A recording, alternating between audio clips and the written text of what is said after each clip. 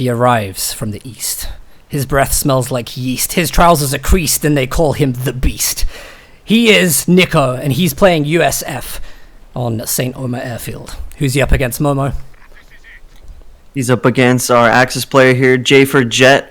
Relative newcomer, really, when you compare him to our other cast of players, but he's shown quite significant growth, which is really awesome to see, considering, you know, how old Company Heroes is. He's really shown himself. He's playing the OKW.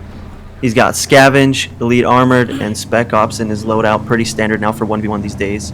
And on this map, I've never seen before. So this should be cool. I'll have a little look at the map in a second. I've just seen a comment saying you're loud, so I perhaps didn't predict it well enough. Yeah, turn it down a little.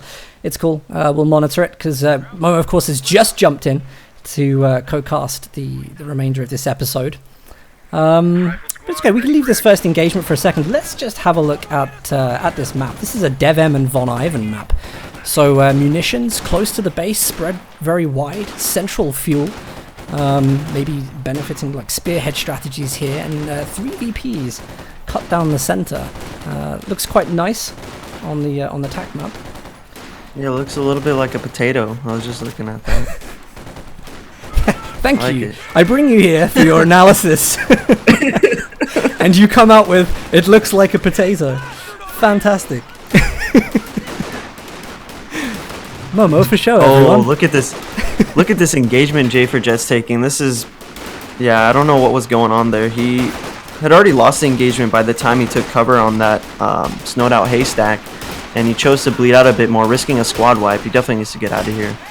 Yeah, really good opening by Nagano. You know, OKW can be pretty tough as USF early game if they're tactical control grouping around, because they do have the advantage at the early onset with the Stern Pioneers. Nagano played that well. Yeah, it was good. I mean, you can see the Stern Pioneers pushing to get close range, and Nagano's just, yeah, really on top of it. Do you know what's interesting? So we've had some patch changes to US, and I was kind of hoping today we'd probably see these Pathfinders, the IR Pathfinders, now come out with 0 CP, but I haven't seen any of the players using them yet. That being said, like, Nico is still able to get a really good force on the field, a dominant force, in fact, capping loads of the resources up in the early game. And we could even see him taking double fuel at the start if he wants to. Yeah, Jay looks like he elected for, you know, the passive back capping with the Kubel rather than picking up an extra Volk squad. So that kind of cost him in the early advantage that OKW can generate. And this map is pretty, not to say small, but you're going to get into engagements much quicker than usual. There isn't no dancing around capping, you know, like we have in like Kolodny and other places. Yeah. So this is straight to the warfare. I'm interested to see if there's line of sight here, like what the line of sight is like. So it looks like some of the hedgerows cut through the center. I think you've got negative road with some medium cover craters center VP. So that's a potential for interesting VP fights in the center.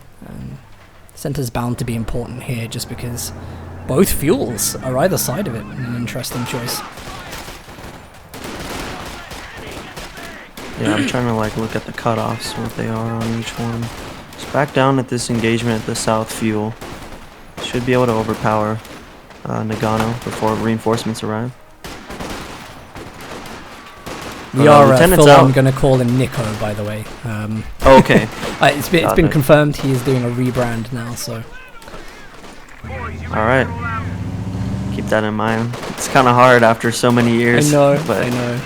The amount of times they've had to backtrack. Nice from Jay, by the way. They're using that same strategy we saw from Nico earlier, using brute force to just muscle the units off of the map. We've now got Volksgrenadiers and Stern Pioneers against a lone rear echelon squad, and I'm pretty sure once the Stern Pioneers get involved, Nico's going to have to remove himself from that area of the map. So a bit of a change from what we saw at the start. JaeforJett getting some good control back. Yeah, they did a little hot swap, but Jay is definitely on top when it comes to resource gain. Lieutenant does reveal itself on that Kubel and does force back that low Volksgrenadier. So Nico should be able to cap that up, and he's locked in recon support, which I haven't really seen so much until today, so that's pretty interesting. It is very strong. It was a little shadowed out by other doctrines getting buffed in the revamp, but Well, I think Glad that to see people showing its worth. The big thing we've seen is that Greyhound, the drop from 5 CP to 4. So it comes out a little bit earlier, and it's like it's been a counter to the Austin Scout car. It's even been able to, like, you know, go a little bit with the Puma. So it's actually a really good choice, and given the airdropped combat group where you get the AT gun as well, it's just, oh yeah, you know, you get a powerful army like really early on at the moment. Great from JaeforJett, by the way, hopping in. He baited with the Stern Pioneers. I think he's trying to let the riflemen either go in there or just counter them whilst there was no window. Exactly, the no window part. Yeah, it's cheeky. Nagano's just too good for that, do you know what I mean? He's like, yeah, I know. First time maybe you've ever played on the map, but he can still make that kind of analysis on the building very quickly. Yeah, Jay going for mechanized makes sense considering if he's paying attention to Nico's previous games. Going with the recon support, he's really going to need a Puma to stop light vehicle spam and lieutenant vehicles / Greyhounds. But like you said, that airdrop combat group gives you an AT gun and a paratrooper squad.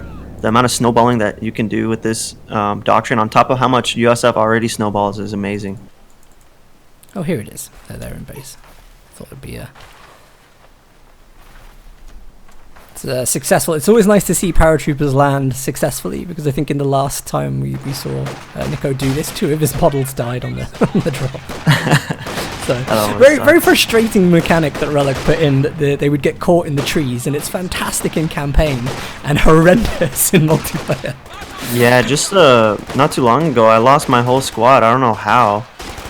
So minus like 380 manpower on Paratrooper. Wow, this is nice little control group coming up here.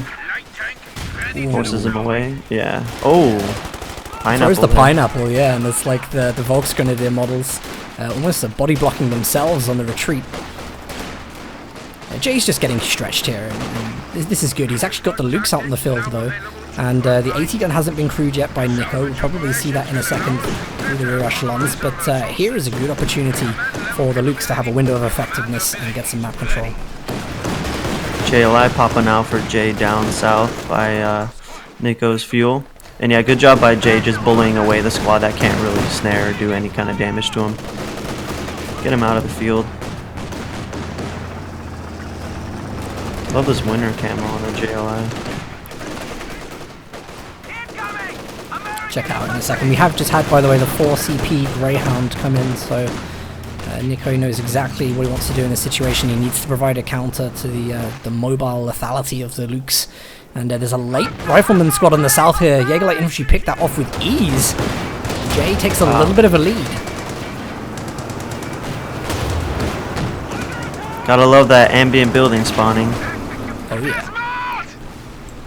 I think the Kubel just went down. Was that was top? Yep, AT gun took it out while I was trying to cap the VP.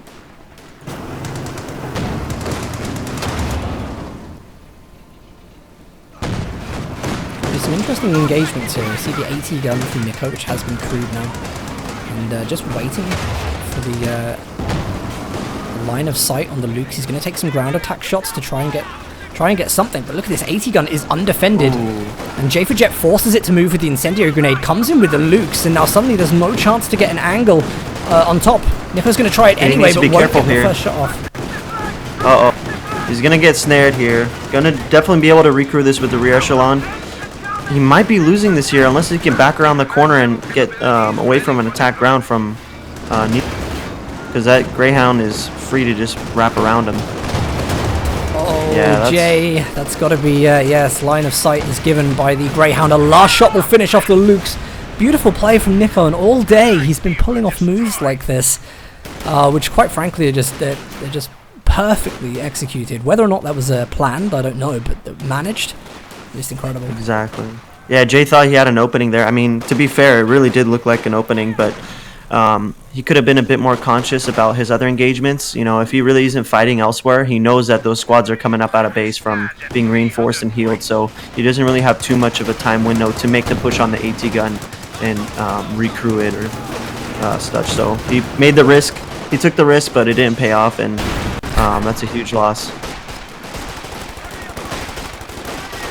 Yeah, it works in theory, doesn't it? You know, but being in the game, making decisions is a whole different game. It's totally different. Yeah, yeah. You get so excited. You see an AT gun, you have your squad up on it, nothing's defending it. Your Lukes is nearby. I mean, the obvious thing is just to push into it. It's easier for us to say, you know, we can see everything. Oh, he shouldn't have done that. But in the moment, it's totally different. Let's have a look what's going on. Most people would have ate that. Yeah. Nico's getting some green cover of his own on the center. This is the second Greyhound come in. So, I'm kind of disappointed, if I'm honest, that, you know, it's like the Valentine was like, oh, you know, we're going to make this a command tank, restrict it to 1. And then, like, the Greyhound gets dropped in its CP, and now it's like, now this is the spamming vehicle. This is what we're going to see from Allies. Yeah. It's kind of a shame, in a way, I think. It is. Because, you know, these kind of light vehicles that can be called in are always a problem if you buff them. And you have to be kind of consistent, you know. Same thing with the Puma and the Valentine, you know, the restrictions done on them either to 1 or you have to have tech. Then we have that inconsistency showing right here in front of us with the Greyhound, so not a fan of that. One place where Jay is really suffering is actually the health of his squad. He's going to lose a Volksgrenadier in the center. This is very bad management. It's a late retreat, and fortunately there is suppression on the echelons. Oh, but they get the last one! Oh, no! The suppression was not good enough. When do rear echelons kill anything, especially at that range? I think he's going to be really disappointed with that. But he deserved to lose that squad, to be fair, because that was badly managed. I would have already /L after that. The RNG gods decide that a rear echelon should finish off my Volks. I think it's time to take a break. Dude, when do you ever see that happen? He did, yeah, but he was there way too long. I mean, it is still his fault. Just that he got unlucky on top of it. Well, it's a shame, but that is how the game is programmed. 360 no scope is a thing. Need a boom headshot on them, I think. That would be perfect. LMGs are upgraded on the Paratroopers now. These are really good, and still the only unit that's able to upgrade with 2 for the US forces. So in terms of offensive firepower, Paratroopers is still the big deal for US. Yeah, and being able to shoot it on the move too, it's super strong.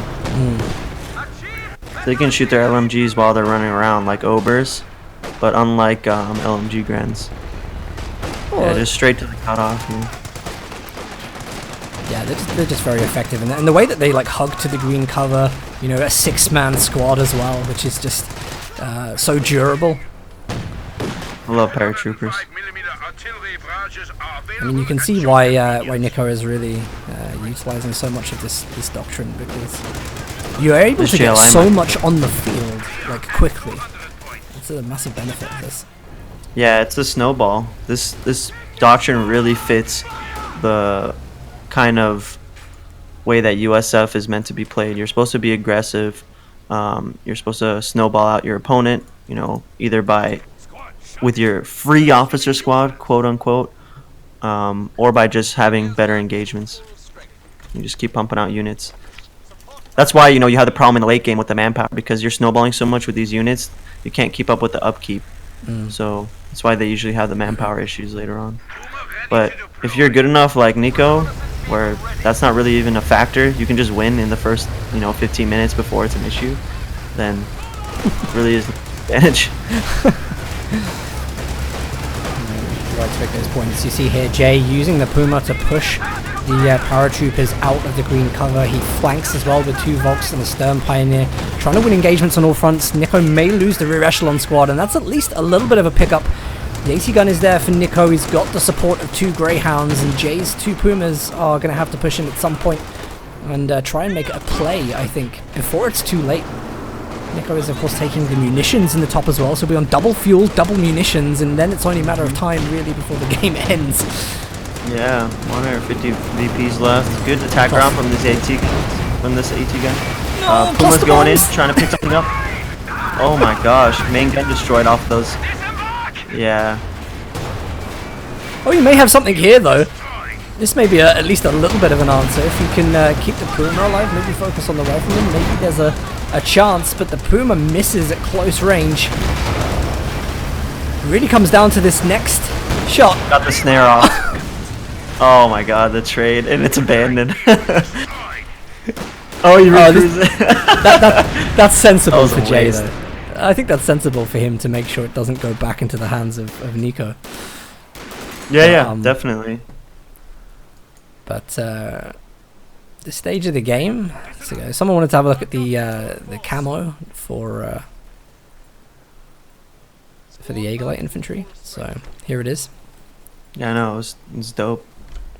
I need to apologize for like the state of for anyone that doesn't know. Like I brought a new PC with the intent of like boosting the stream, and then the other PC that I had broke, so I ended up back on the AMD system I've had for 10 years, and that's what we're playing on currently.